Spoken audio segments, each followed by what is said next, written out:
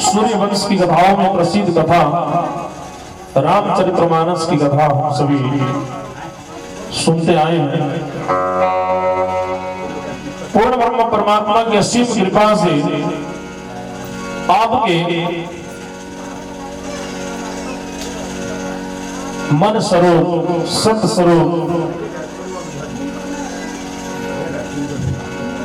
अक्षर ब्रह्म हुए और अक्षर ब्रह्म के मन का स्वरूप नारायण हुआ और नारायण के नाभि कमल से नारायण के 4 शक्तियों में से एक संकर्षण भी हुआ जिसे हम शेष नारायण कहते हैं। मैं आपको यह सृष्टि के आरंभ से ही मैं आपको बता रहा हूं, यह सूर्य वंश की कथा के साथ हम आगे रामायण यह सुंदर कांड के पाठ में प्रवेश करेंगे। वो पूर्ण ब्रह्म परमात्मा की इच्छा से आप पूर्ण ब्रह्म परमात्मा के सत अंश अक्षर ब्रह्म के द्वारा नारायण की सृष्टि हुई और नारायण भगवान जो अमोर रूपी समुद्र में दूर दूर तक किसी को न पाया, तो नारायण ने इच्छा किया कि अहम एक बहुश्याम में एक हूं अनेक हो जाऊं और आपकी इच्छा अनुसार आपकी 4 शक्ति प्रकट हुई, संकर्षण, प्रद्युम्न, वासुदेव, अनिरुद्ध। और इन 4 शक्तियों में से एक है शेष नारायण और शेष नारायण के नाभि कमल से त्रिदेवा ब्रह्मा विष्णु महेश की उत्पत्ति हुई क्रमश। और इन्हीं में ब्रह्मा जी हुए जिनके बेटा हुए मारीच और मारीच के बेटा हुए कश्यप और कश्यप के बेटा हुए विवस्वान यानी सूर्य जिनसे चला सूर्य वंश। और इन्हीं सूर्य वंश में आगे चल करके एक से एक महान राजा हुए। बोलिए सियावर रामचंद्र की। इन्हीं के वंश में राजा सगर हुए जिनके कल्याण के लिए भगीरथ जी ने इस धराधाम में गंगा को अवतरण किया। और इन्हीं के वंश में आगे चलकर के ऋतुपूर्ण नाम के राजा हुए। ऋतुपूर्ण के बेटा सौदास हुए और सौदास महाराज के बेटा अस्मक हुए। अस्मक के बेटा नारी कवच और नारी कवच के बेटा खटवांग हुए और खटवांग महाराज के बेटा हुए दीर्घबाहु और दीर्घबाहु के बेटा हुए रघु जिनके नाम से चला रघुवंश। और इसके लिए संतों ने गाया रघुकुल सदा चलिया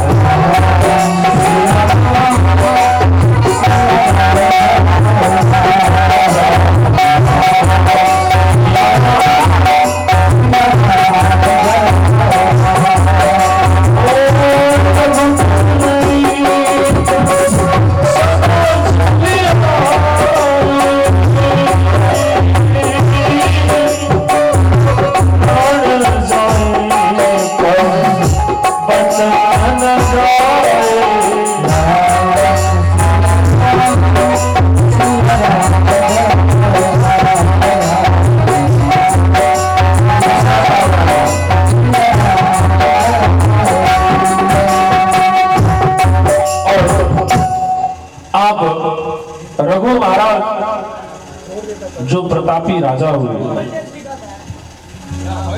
तार ढीला हुआ छोड़ दो, तार बदल दी। ऐसे प्रतापी राजा हुए रघु और इन्हीं के वंश में खटवांग नाम आप अज हुए। रघु के बेटा अज हुए और अज महाराज के बेटा दशरथ हुए जिनकी 3 रानियां हैं कौशल्या, कैकेयी और सुमित्रा। और जिनके घर में गुरु कृपा से 4 पुत्र रत्न की प्राप्ति हुई, जिनके आने से पूरे अयोध्या वासियों में प्रसन्नता छा गई। और इन 4 भाइयों का शिक्षा दीक्षा विश्वा आप वशिष्ठ जी महाराज के आश्रम में हुआ।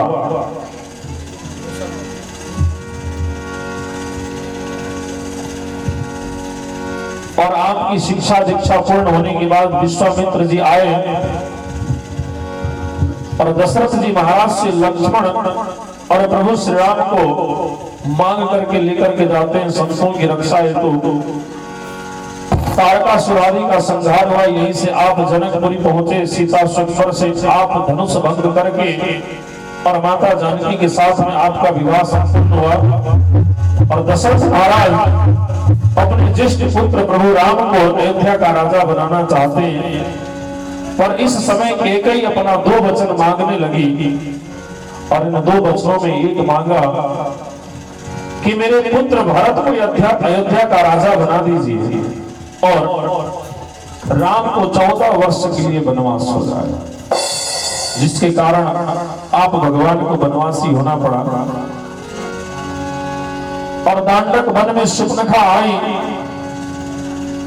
जो कहने लगी कि मेरे समान स्त्री और आपके समान पुरुष इस धराधाम में कोई नहीं हो सकता, इसलिए आप मेरे से विवाह कर लें। विवाह का प्रस्ताव सुन करके आपने लक्ष्मण जी की ओर इशारा किया कि शूर्पणखा जाओ, और लक्ष्मण जी से जब प्रस्ताव रखी, शूर्पणखा का नाक कान कट गया और यह कारण बना आगे पंचवटी से माता जानकी का हरण हुआ।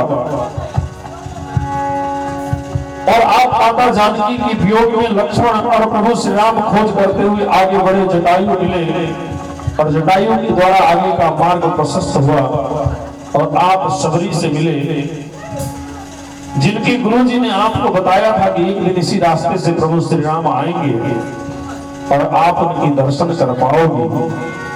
आज प्रभु को पा करके सबरी धन्य हुई, जूठे पैर फल को खिलाने लगी प्रेम से।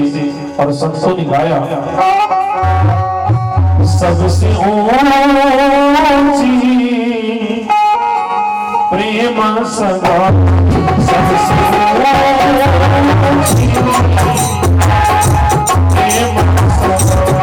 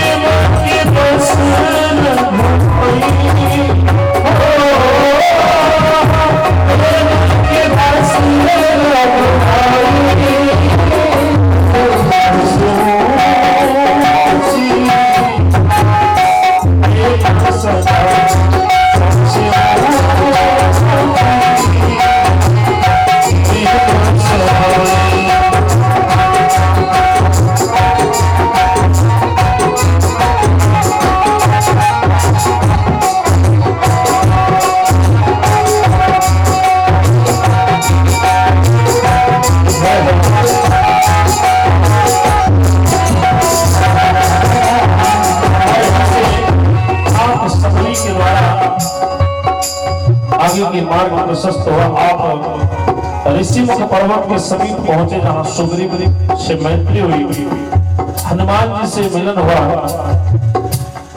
और आगे विशाल वानरी सेनाओं के द्वारा माता जानकी का खोज होने लगा।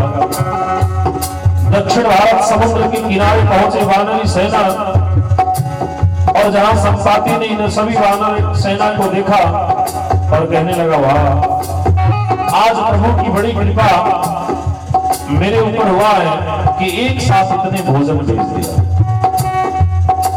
आप वानरी सेनाओं ने कहा, आपस में बात करने लगी कि देखो, एक जटायु में गिद्ध था जो प्रभु की सेवा में अपने आप को न्यौछावर कर दिया, अपने आप को मिटा दिया, लेकिन वो गिद्ध है बात जे हमने के खाए की बात कर रहा है। हनुमान जी की सेना में जितने भी वानरी सेना, सुग्रीव जी महाराज, जामवंत जी आदि, यह वानरी सेनाओं में जैसे बात चला, संपाति कहने लगा कि भाई, जटायु को आप कैसे जानते हो? नजदीक आओ और बताओ मेरे भाई जटायु के साथ क्या हुआ। और जटायु के विषय में जब बताया वानरी सेनाओं ने कि अब इस दुनिया में जटायु नहीं रहा, तो संपाति कहने लगा मुझे समुद्र के और समीप लेकर के चलो और अपने भाई जटायु के नाम से तर्पण दिया। और आप वानरी सेनाओं से कहा कि भाइयों, गिद्ध की दृष्टि बड़ी दूर तक की होती है, इसलिए मैं यहीं बैठे देख पा रहा हूं कि माता जानकी को रावण हरण करके ले गया है। लंका में समुद्र के 100 योजन उस पार और पूरी वानरी सेनाओं में खलबल मची कि भाई अब कैसे होगा, कौन जाएगा या समुद्र के उस पार। जामवंत जी महाराज पूछते हैं कि क्या आप जाएंगे? तो कोई कहता है कि 40 योजन, कोई कहता है 50, कोई 60। आप जामवंत जी कहते हैं कि हे भाइयों, जब मैं युवा अवस्था में था, अभी तो मैं वृद्ध हो चुका हूं, जब मेरा युवा अवस्था था, जिस समय 52 रूप धर के प्रभु आए राजा बलि के यज्ञशाला में और 3 पग धरती नापने के लिए जैसे त्रिविक्रम स्वरूप को धारण किया, उस विशाल स्वरूप की हमने उसी क्षण में उसी पल में 7 प्रदक्षिणा किया। बलि माधव प्रभु बाढ़यो सोतन बरनी न जान, उभय घड़ी महती 7 प्रदक्षिणा। 24 घंटा में 64 घड़ी होती है और उन 24 घंटा के 64 घड़ी में एक घड़ी, जिस घड़ी में बावन भगवान ने विशाल रूप को धारण किया, उस त्रिविक्रम स्वरूप को हमने 7 प्रदक्षिणा। और इस पर आप अंगद जी कहते हैं कि महाराज हे जामवंत जी, मैं जा सकता हूं लेकिन आने में संदेह है, क्योंकि बचपन में ही ऋषियों का श्राप लगा हुआ कि यदि अक्षय कुमार मिला तो मेरा यह जीवन लीला समाप्त हो जाएगा। इसलिए जाने के लिए तो मैं जा सकता हूं, पर आने में संदेह है। पर जामवंत जी कहते हैं कि नहीं, आपको कैसे भेजा जाए, आप तो सभी सेनाओं के नायक हैं। अंगद कहई जाऊं मैं पारा, जी संशय कछु गिरती मारा।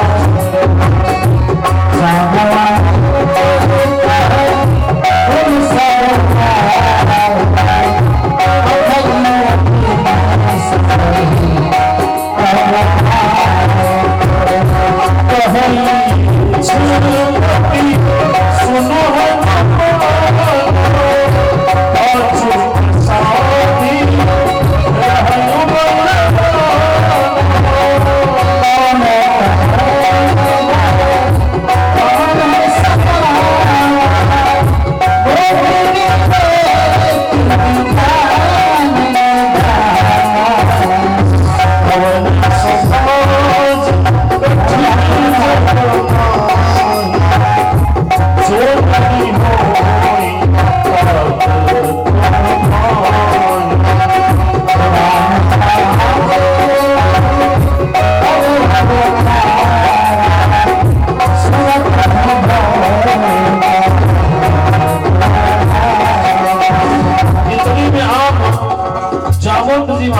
याद आया, हनुमान जी से कहे कि ये हनुमान क्यों ऐसे चुपचाप बैठे हो?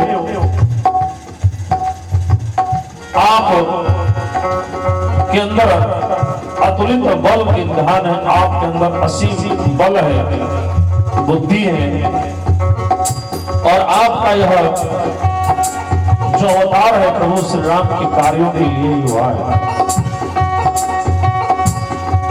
और मुझे ज्ञात है कि बाल अवस्था में ऋषियों के कारण आप अपने बल को भूल गए हैं। और आप संतों ने ये भी कहा कि जब कोई आपको याद दिलाएगा तो आपका बल वापस पास होगा और मैं जानता हूं कि आपके अंदर कितना बल है। याद दिलाते हुए कहते कि हे हनुमान सुनो, बल समय विभक्ष नहीं होता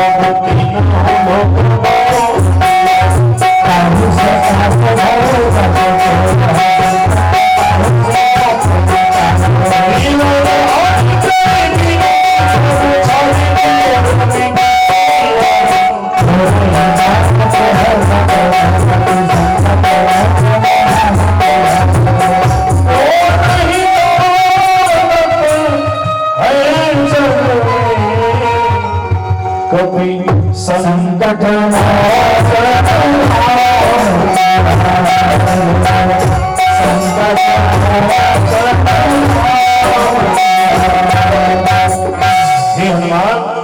बाल्य समय में ही सूर्य को मधुर फल समझ करके खा गए और उस समय देवताओं के अनुनय विनय पर आपने सूर्य को अपने मुख से बाहर किया। आपकी बल वो कौन नहीं जानता, इसलिए आप ही हो जो यहां से जा सकते हो और माता जानकी का पता लगा करके आ सकते हो। सभी वानरी सेनाओं ने यह बात जब सुनी, सभी प्रार्थना करने लगे कि हे हनुमान जी जाइए और माता जानकी का पता लगा करके आइए। बोलिए सियावर रामचंद्र की, उमापति महादेव की। आप सभी वानरी सेना कहने लगे हे हनुमान जी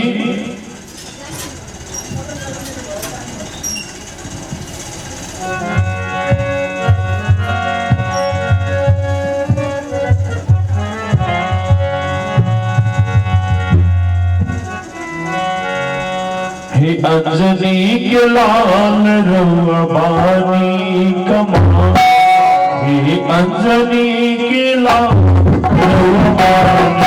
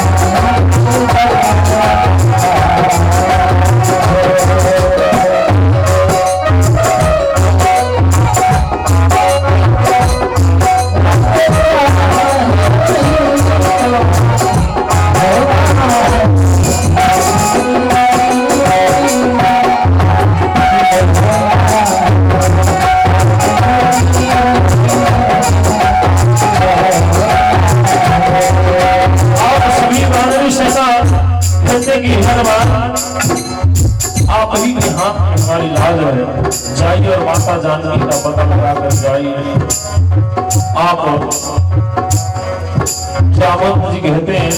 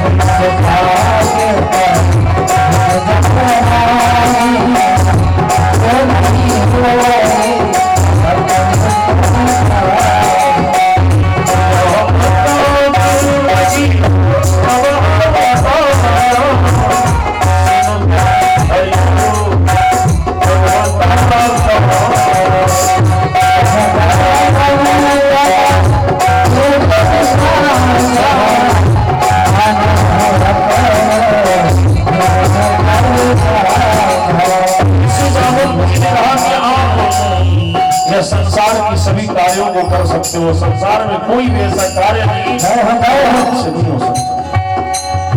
और जैसे सुना हनुमान जी महाराज पर्वत के समान आकार बनाए और गर्जना करने लगे सिंह की जैसे, जय श्री राम, जय श्री राम। आप जामवंत जी महाराज कहते कि है हनुमान,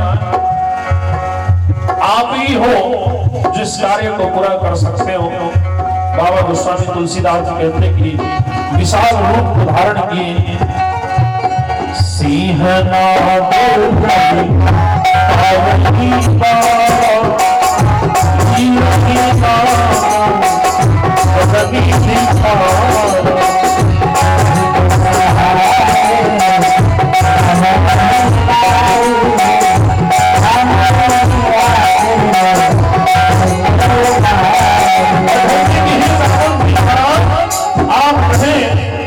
तो रावण जिस त्रिकुट पर्वत के ऊपर लंका बसा हुआ उस पूरे त्रिकुट पर्वत को ही मैं उठा करके ले आऊंगा।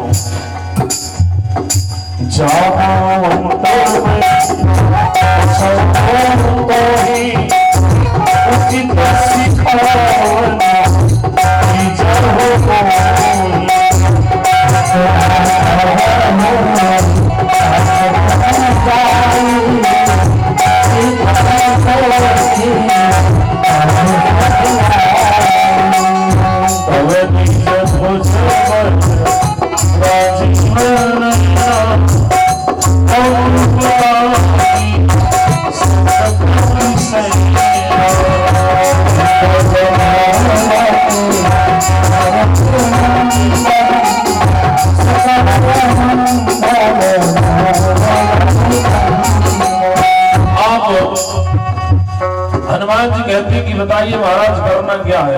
रावण सही से त्रिकुट पर्वत को ही उठा करके लाए आप, जो उचित लगे आप हमें बताएं। जामवंत जी महाराज कहते हैं कि भाई इतना कुछ नहीं करना, लंका में जाइए और माता जानकी के केवल पता लगा करके आइए। उसके बाद प्रभु अपनी पूरे विशाल वानर सेनाओं के साथ लंका में जाएंगे और माता जानकी को आदर सम्मान के साथ कभी से न संग सखारी निश्चित राम सुख सुसुर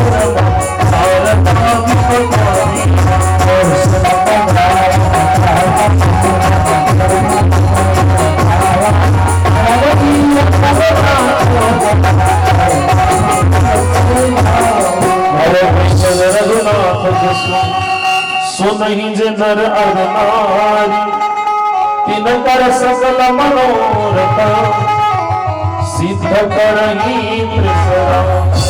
काम कोटि शोभा अधिक, नीलक पलटन दासु नाम लिखल बधिक, सुनिय दास गुण गान। बोलिए श्याम रामचंद्र की।